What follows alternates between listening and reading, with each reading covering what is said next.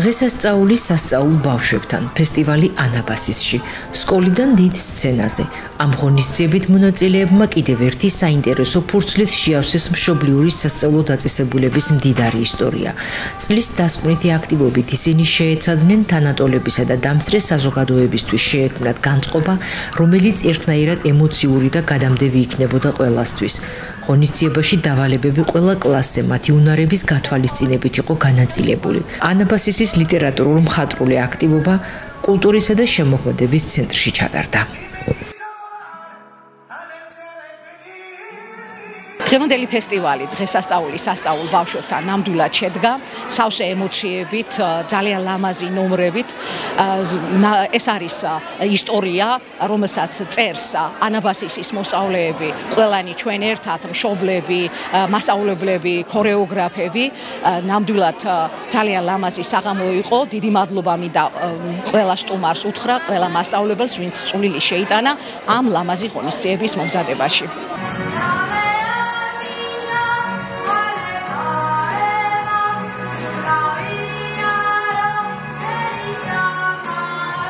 ეს ბავშვებს აქვს წარდგენილი სურვილისამებრ სხვადასხვა კლასებს, სხვადასხვა მხიარული და ენერგიული ნომრები. და ხვდა წილად რომ გავძღოლდი დღევანდელ ღონისძიებას. წარმატებას უშურვებ ბავშვებს და სხვა ასეთი მრავალი ღონისძიებები დაგვირგვინებინოს წლის ბოლო და არა მარტო წლის ბოლო სხვა ლამაზი დღეები.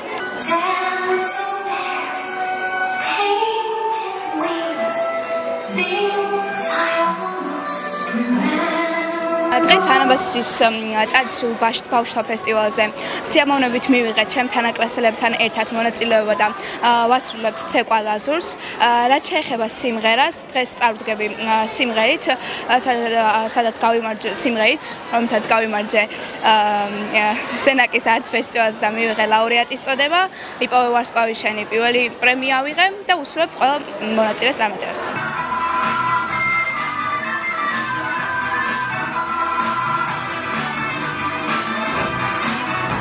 მე ვარ სხვა საქართველოს სადაროს კონკურსის პირველი ადგილის მფლობელი, ასევე ქართული სიმღერების პირველი პრემიის მფლობელი და დღეს მივიღე მონაწილეობა ანაბასისის ღონისძიებაში.